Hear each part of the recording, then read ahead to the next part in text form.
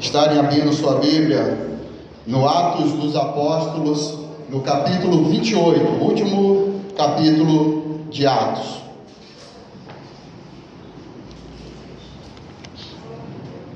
Livro de Atos, capítulo 28, nós vamos ler do versículo 1 até o 9.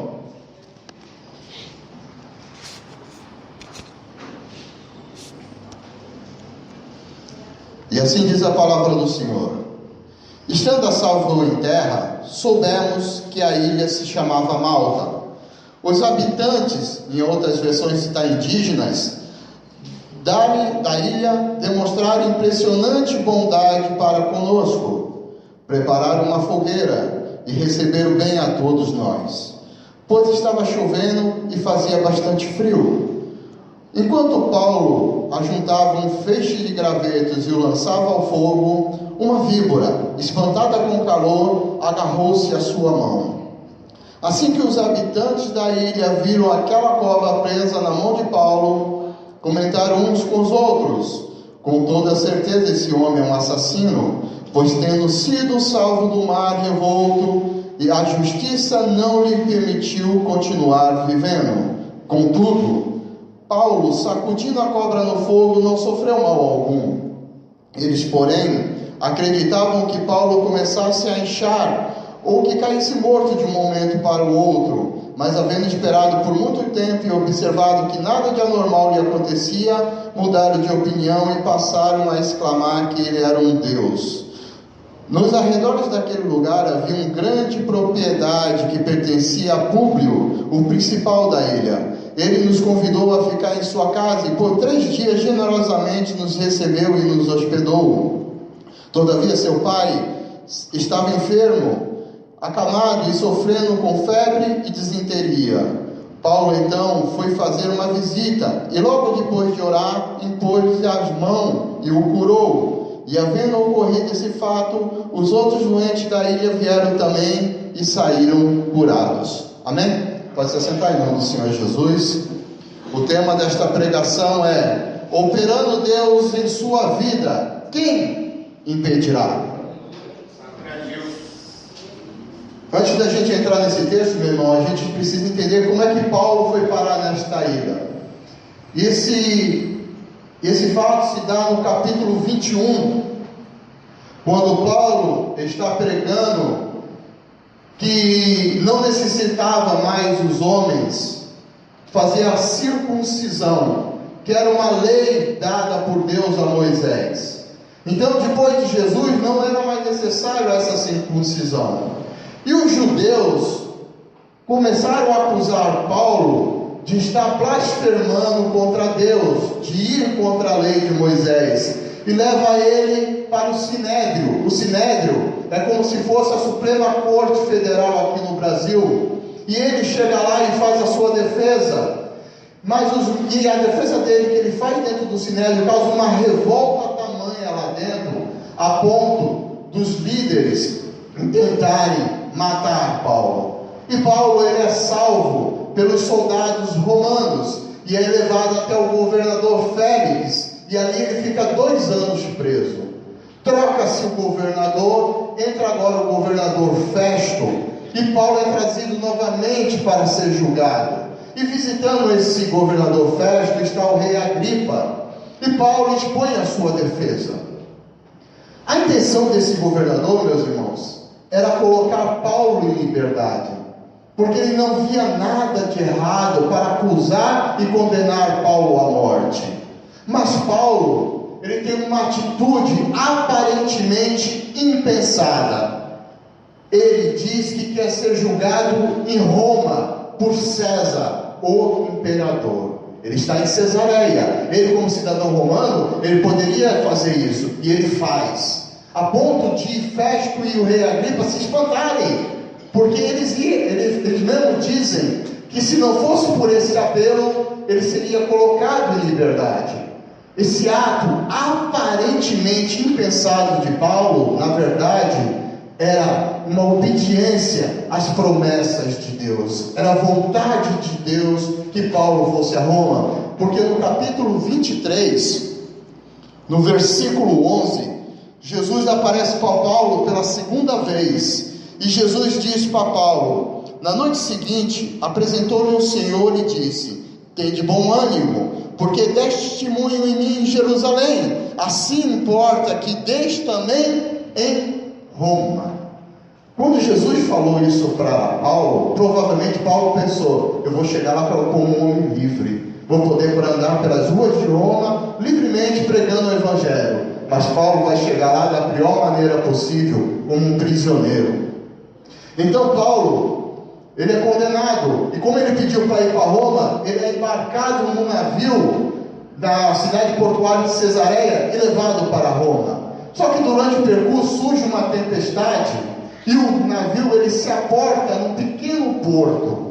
E o capitão, achando aquele porto muito modesto para um navio, ele decide ir para um porto maior. Mas Paulo, ele faz um alerta para o capitão, pedindo para o capitão permanecer naquele porto, porque se eles fossem para o outro porto, o navio sofreria uma grande avaria, e não haveria apenas perda de materiais, mas de vidas humanas.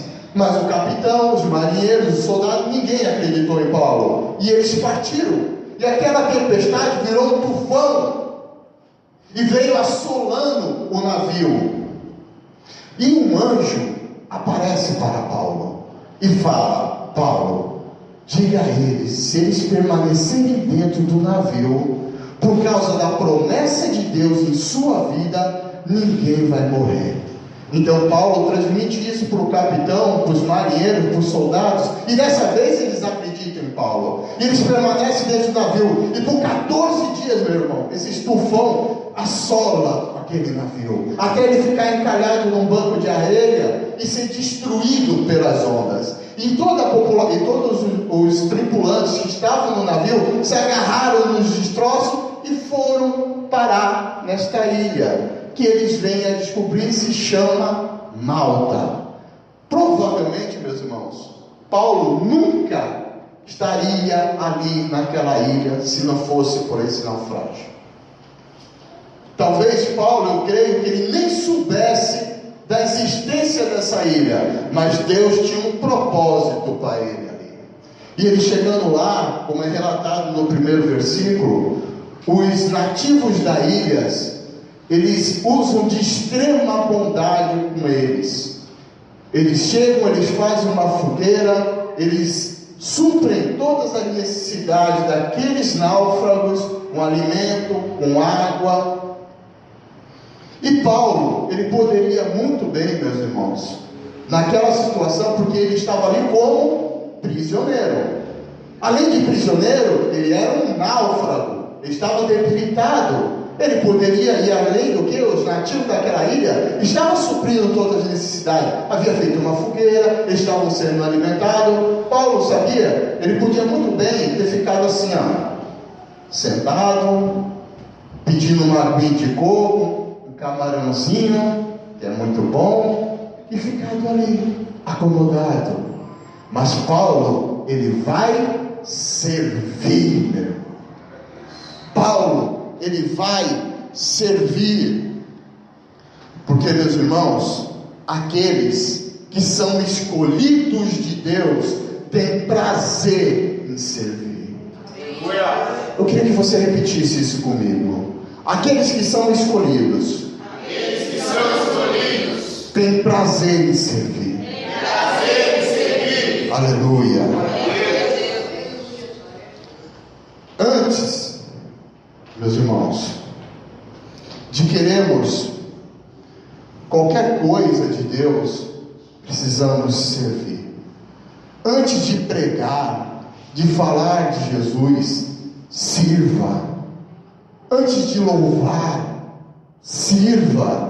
Antes de querer bênçãos, curas, libertação, unção, sirva, meu irmão. Porque é para isso que nós fomos chamados, para ser servos do Senhor. Paulo, em Romanos capítulo 1, versículo 1, ele escreve uma carta para os cristãos da igreja de Roma, e ele se apresenta da seguinte maneira: Paulo, servo de Jesus Cristo, chamado para ser apóstolo, separado para o Evangelho de Deus. Antes do título, apóstolo, e antes da sua posição, separado para pregar o Evangelho, ele diz que ele é o quê? Servo do Senhor Jesus. Infelizmente, meus irmãos, muitos de nós esquecemos disso. Esquecemos de sermos servos, de servir. Nós queremos, na maioria das vezes, ser servido. Nós até muitas vezes trocamos de posição com Deus, colocamos Deus como servo e nós como deuses. Precisamos servir ao Senhor. E eu pergunto para os irmãos: qual será o papel da igreja hoje? Você, como igreja, qual é o seu papel hoje? Sabe qual é o seu papel? Qual é o papel da igreja de Cristo? Servir. É servir e servir, meu irmão. Ser servo do Senhor. No versículo de número 3, enquanto Paulo ajuntava um feixe de gravetos e o lançava ao fogo, uma víbora, espantada com o calor, agarrou-se em sua mão. Repita comigo: uma víbora agarrou-se em sua mão. Isso só aconteceu, sabe por quê? Porque Paulo foi servir. Se Paulo não tivesse ido catar aqueles feixes de graveto, tivesse feito de vitimazinha, de coitadinho, essa víbora aqui não tinha prendido em sua mão. Escuta uma coisa, meu irmão: quem serve na obra paga preço. Quem serve na obra paga preço. Olha para os grandes homens e mulheres de Deus, eles tiveram que pagar um preço, e o mais alto preço que foi pago foi por Jesus naquela cruz do Calvário. Quem serve, meu irmão, paga preço. Eu queria que você repetisse mais uma vez comigo: a víbora só ataca quem está servindo. Então, meu irmão, se você está sendo atacado, é porque tu está servindo ao Senhor. Glorifica o nome do Senhor, meu irmão. Porque víbora não vai te atacar se você ficar aí sentadinho, encostado na parede igual uma lagartixa, meu irmão. A víbora só ataca quem está servindo, porque quem não está servindo, já é dela. Quando ela quiser, ela vai aí, ó, te come. Ela só vai te atacar, meu irmão, quando tu está servindo ao Senhor. Então glorifique o nome dele. Está servindo, tem víbora, mas acontece uma coisa: ela não pode te deter, ela não pode te parar, ela não pode te afetar, meu irmão, porque você está firmado na rocha que é Jesus. Víbora nenhuma pode te parar. Isso não é palavra minha, é palavra do Senhor Jesus, que ele diz em Marcos 16:18: pegarão em serpentes, e se beberem alguma coisa mortífera, não lhes fará dano algum. Louvado seja o nome do Senhor. Meu irmão, esse ato da cobra, da víbora, ter prendido a mão de Paulo, isso tem um grande significado para nós. Isso significa tentar parar o agir de Deus na tua vida. Você é canal de bênção de Deus, mas a víbora, ela quer te prender, ela quer te parar, para que você não faça a obra de Deus. Mas ninguém, meu irmão, pode parar a força de trabalho de Deus. Você, eu, sou essa força de trabalho, e víbora nenhuma vai poder parar você de fazer a obra de Deus. Versículo 4 e 5 diz assim: Assim que os habitantes da ilha viram aquela cobra presa na mão de Paulo, comentaram um com os outros: com toda certeza esse homem é um assassino, pois tendo sido salvo do mar revolto, a justiça não lhe permitiu continuar vivendo. Contudo, Paulo, sacudindo a cobra no fogo, não sofreu mal algum.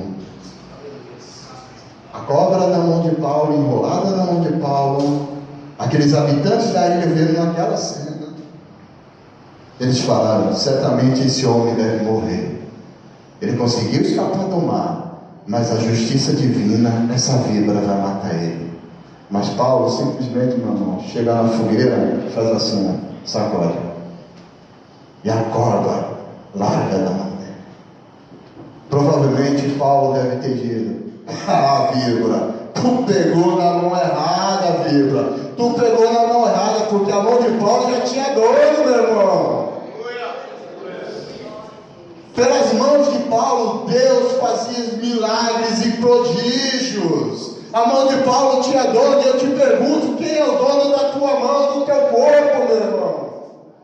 Quem é o dono da tua mão e do teu corpo? Se é Deus, se é Jesus, víbora nenhuma vai te prender. Esse é o nosso Jesus. Se você pertence verdadeiramente a Ele, víbora nenhuma vai te parar e te picar, meu irmão. Sabe por quê? Como Paulo disse: no meu corpo eu trago as marcas de Cristo. É de Cristo que nós trazemos a marca, não é marca de víbora, não. É as marcas de Jesus. E Paulo entendia isso, meus irmãos. No versículo 7 e no versículo 8 diz assim: diz que eles se hospedaram na casa de uma pessoa mais importante da ilha, chamado Públio, e o seu pai se encontrava enfermo. Como eu disse, Paulo provavelmente nunca estivesse naquela ilha, mas aquilo era vontade de Deus para ele operar ali. E no final do versículo 8 diz: logo depois de orar, impôs as mãos e o curou. Ele impôs o quê? As mãos. As mãos, meu irmão. Deus quer usar as tuas mãos, a minha mão, para curar, para ajudar, para abençoar pessoas, meu irmão. Não deixa víbora nenhuma segurar as tuas mãos, que Deus abençoou. Você é canal de bênção, eu sou canal de bênção na vida das pessoas. Ninguém pode deter o agir de Deus na sua vida, meu irmão. Agora vem uma parte que vocês não vão dar glória a Deus. A não ser o único que pode deter você. Você é o único que pode deter o agir de Deus na sua vida. Lembra o tema dessa pregação? Operando Deus em nossas vidas, quem impedirá? Você. Eu. Nós, meus irmãos, infelizmente, somos os maiores sabotadores do agir de Deus através da nossa vida. Muitas vezes a gente diz: eu não quero agora não, deixa que o irmão ali faz, a irmã faz, eu não estou preparado ainda, não é minha hora. Meu irmão, saiba de uma coisa: você é meio, você não é finalidade. Você é meio usado por Deus, é Deus que vai te capacitar. Mas a partir do momento que você estiver na posição de Isaías: eis-me aqui, usa-me a mim. Você tem que se colocar à disposição de Deus, que aí Deus vai te usar. Não fica arrumando desculpas: não é meu tempo ainda. Meu irmão, o tempo está acabando, a porta estreita está se fechando. Depois vai ser tarde para tu correr atrás. Para de arrumar desculpa para tu não fazer a obra do Senhor. Nós somos bênçãos de Deus. E tem um outro que já foi usado para fazer a obra de Deus, mas parou, cansou, desistiu. E aí, meu irmão, Deus tem uma palavra para essa pessoa que desistiu, no versículo 9, que diz assim: havia ocorrido esse fato, que foi a cura do pai de Públio. Os outros doentes da ilha vieram e também saíram curados. A bênção de Deus na tua vida continua. Bênção de Deus tem continuidade, ela não para, meu irmão. É você que está represando a bênção de Deus na tua vida e na vida do teu próximo. Volta para a carreira, toma a tua armadura, volta a ser soldado de Cristo, ser usado tremendamente por Deus. A bênção continua em você, mas você está represando ela, arrumando desculpas, se fazendo de vítima, de coitadinho. Seja usado por Deus novamente. E se você nunca foi usado, se coloque à disposição, diga: eis-me aqui, usa-me, Senhor. Somos canal de bênção, meus irmãos. A obra de Deus tem continuidade, ela não para. Mas como a pastora vive dizendo aqui em cima, se você não quiser, meu irmão, Deus vai arrumar outra. Depois não reclama. Deus tem dado bênção a todos nós, mas precisamos estar dispostos a usar as bênçãos do Senhor na nossa vida e na vida do nosso próximo. Nós temos que viver a vida em Cristo como nossos irmãos da igreja de Atos, há 2.000 anos atrás, meu irmão. Precisamos ser cheios do Espírito Santo do Senhor. Aquela igreja de Atos, meu irmão, ela transbordava Espírito Santo. Precisamos nos encher, meus irmãos, com o Espírito Santo de Deus. Temos exemplo de Silas, Estevão, Barnabé. Nenhum desses homens escreveu livro da Bíblia, mas foram ferramentas tremendamente usadas pelo Senhor.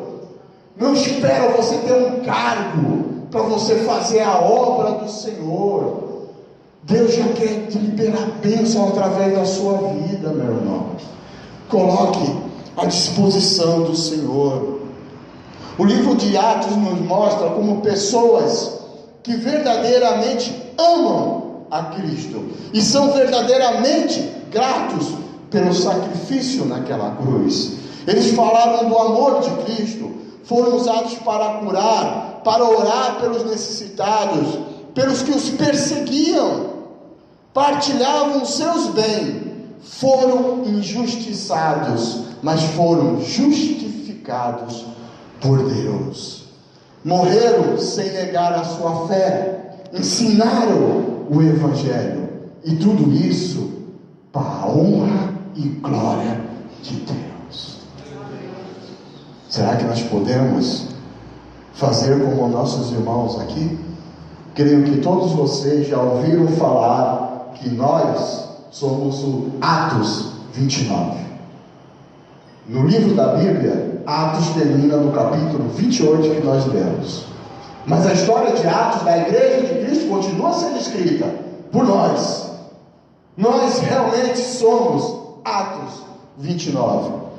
Mas agora, meu irmão, eu pergunto para vocês: como é que a gente pode escrever Atos 29 se a gente não consegue viver Atos do capítulo 1 ao capítulo 28?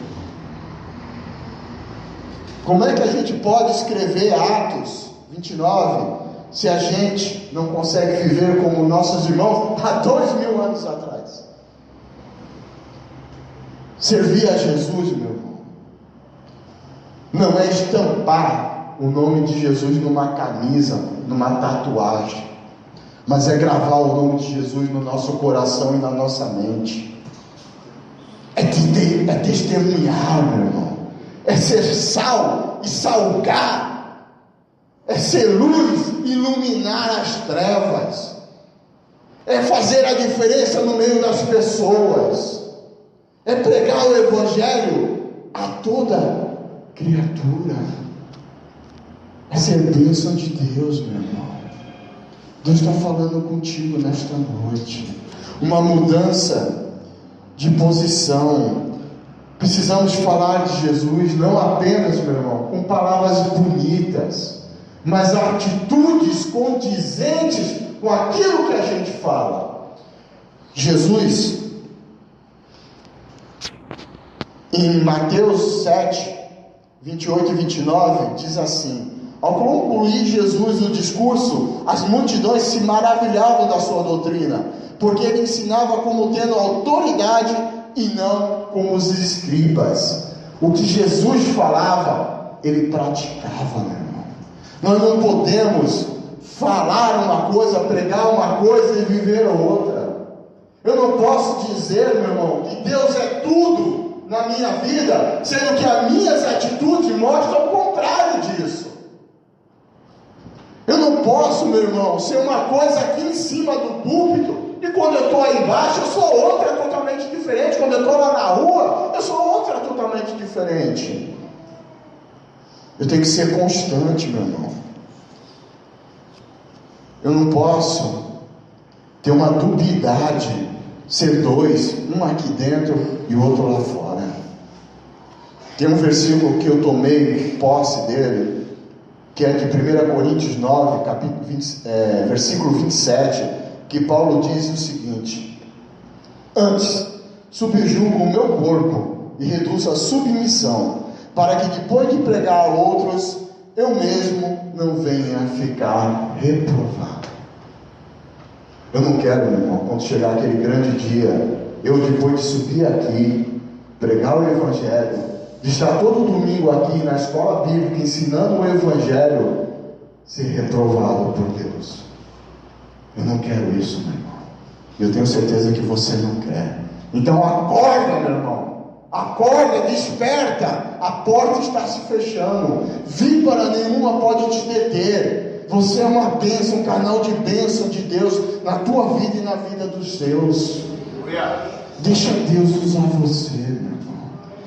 Que nós possamos ser como nossos irmãos da igreja de Atos e sermos tremendamente usados por Deus para abençoar vidas.